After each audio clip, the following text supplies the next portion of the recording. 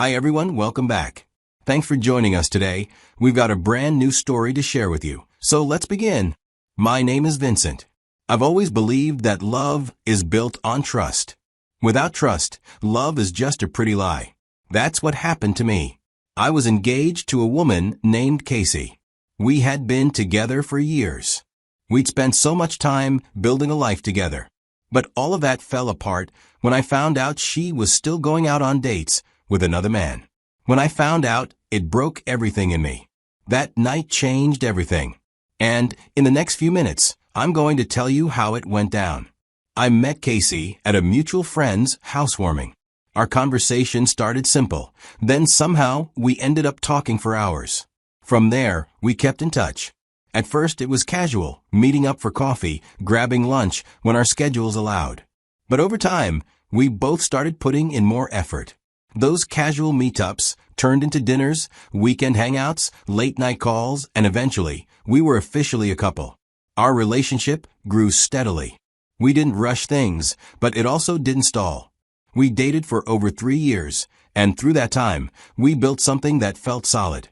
By the second year, it had become normal for Casey to spend most weekends at my place, usually from Friday evening through to Sunday night. It made sense, and I welcomed it. She never moved in permanently, and honestly, that was fine with both of us. My house gave us space to spend time together comfortably, and it didn't feel necessary to rush cohabitation. Her place was smaller, and while I did visit her there from time to time, living there full-time never really made sense. One thing I always appreciated about Casey was her openness. From the early days of our relationship, she never hesitated to talk about her past. Past relationships, mistakes, lessons, even family drama. She didn't hide anything. She was especially open about a childhood friend of hers, someone she described as like a brother. Said they've never been romantically involved. I didn't overthink it. I trusted her. Completely. She gave me no reason not to. And when someone lays everything on the table like that, you assume they're being honest. Eventually, we got engaged and she said yes. We started talking about our wedding. We discussed potential honeymoon destinations, guest lists. What kind of home would we want? Emotionally, I was all in. Financially too, I was saving, planning, and making sure I could give her the life I felt she deserved. It felt like we were aligned. But I would learn that appearances, no matter how convincing, don't always tell the full story. One Friday evening, Casey showed up at my place, just like she always did.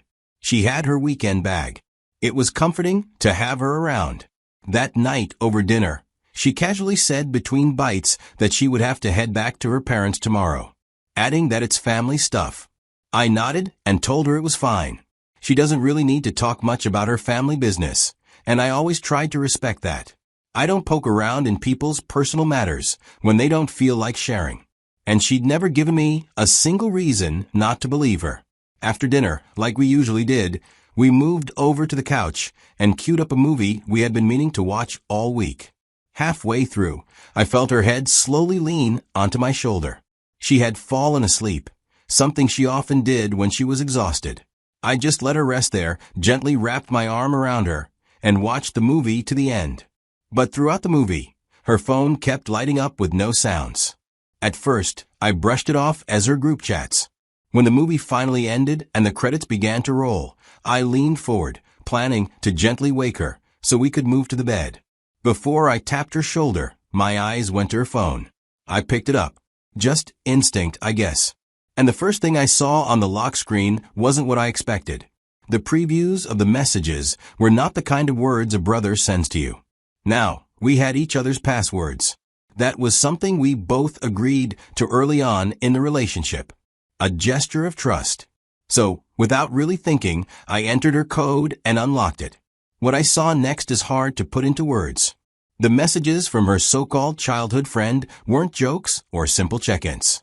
They were flirty, intimate, filled with emojis, inside references, and worse, plans. My eyes landed on one message from him that said, "Can't wait to see you tomorrow." And her reply? A heart emoji. Then, I told him I'd be at my family's. We're good to go. I was stunned. That message was sent just a few hours ago, probably while we were eating dinner. I didn't wake her to confront her right then. I just sat there, staring at her as she slept peacefully. My thoughts were spinning, and my entire body felt like it had just shut down from the inside. I couldn't stop asking myself one question. Was I not enough? Why would she lie to me like that just to sneak away for a weekend with another man?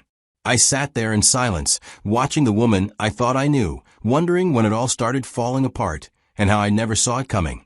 The next morning, she stirred beside me on the bed. For a second, everything looked normal. She leaned in and kissed me on the cheek. She stretched, got up, and started going about her routine. Brushed her teeth, came back into the room, pulled her overnight bag from the corner, and threw in a few of her things that were at my place before. While she moved around the apartment, she kept saying how much she'd miss me, that she wished the weekend was longer, that next time she'd try to leave work earlier so we'd have more time. I listened, but didn't say much. Everything she said felt like lines from a script she'd practiced before. And maybe it was. She might have had to rehearse the words to sound believable before going off to meet someone else. I didn't say anything. I wanted to see how far she'd carry on the act. So I let her speak. After a while, she paused. She looked at me properly. I guess she noticed I wasn't being the version of myself she was used to. She tilted her head and asked, "Are you okay?" I shrugged and gave her the same line I'd always use when I didn't want to talk. Nothing. She chuckled, not knowing how far things had shifted. "Ah," she said playfully. "You're already missing me?" She walked over and nudged my arm, like that would break the tension. I forced a small smile. And in that moment, while she laughed and zipped up her bag, I realized just how heavy silence can be when you're holding it in your chest. She grabbed her bag and walked to the door. I followed, just like I always did whenever she was heading out. It was part of our unspoken routine. I'd walk her to the door, open it for her, and she'd usually turn back, flash a quick smile or kiss, and be on her way. It had always been simple. But this time, as I held the door open and she stepped just past the threshold, I didn't say goodbye like usual. I didn't say, "Drive safe," or "Text me when you get there." No.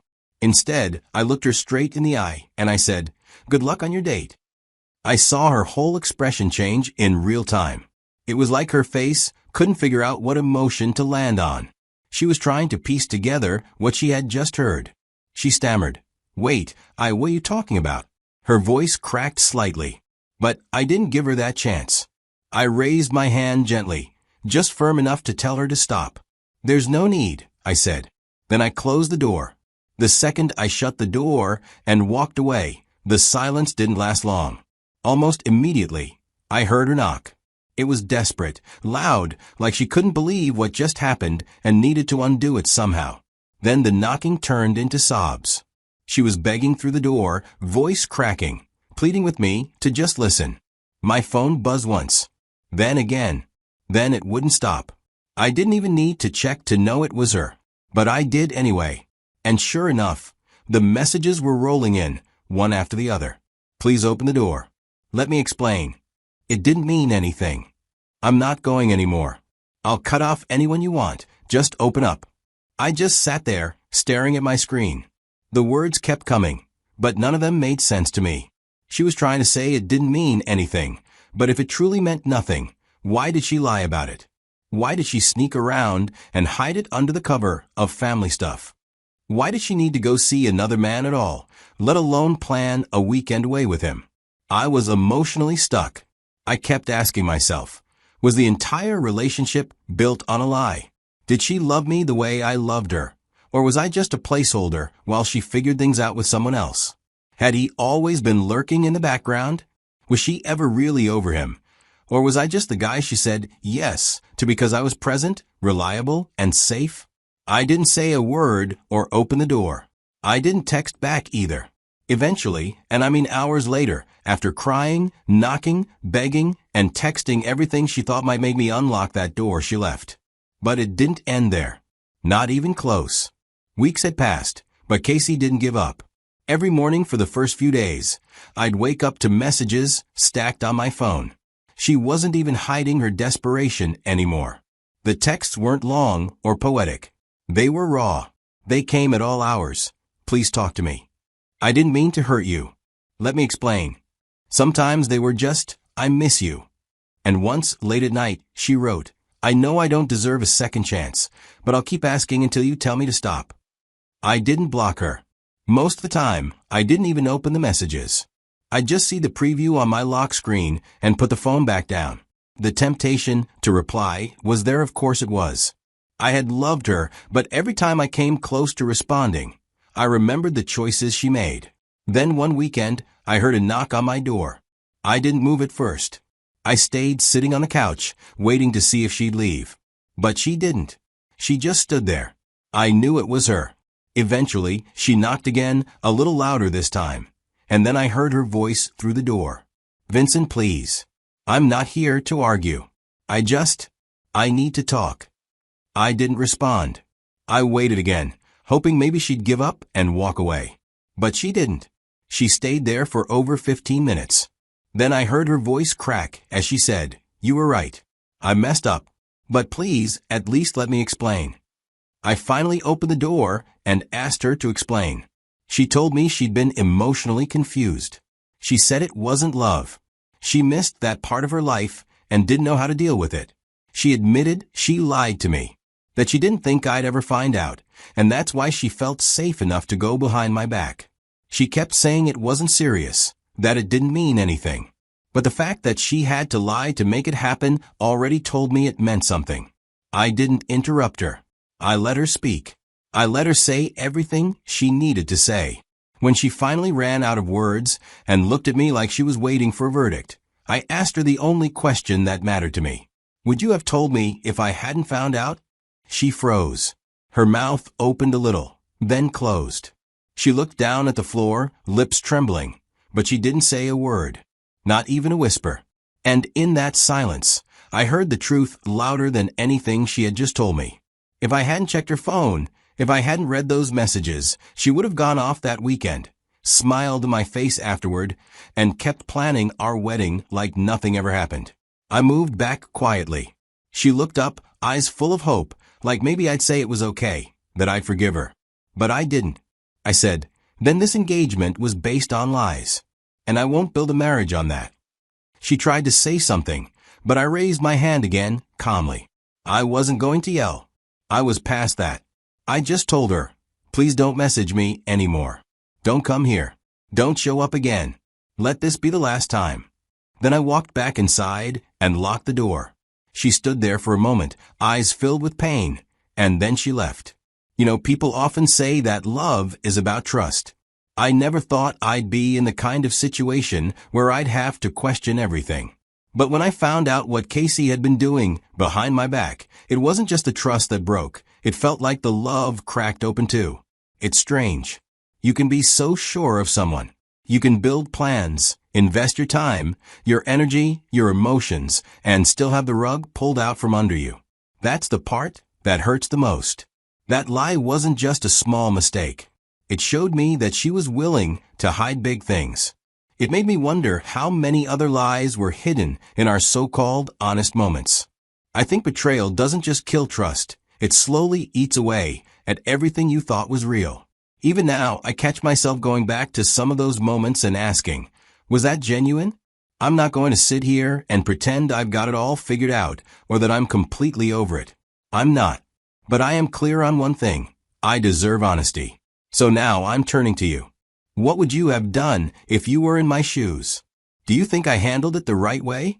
Or is there something I could have done differently? Maybe something I missed? Drop your thoughts in the comments. Let's talk about it.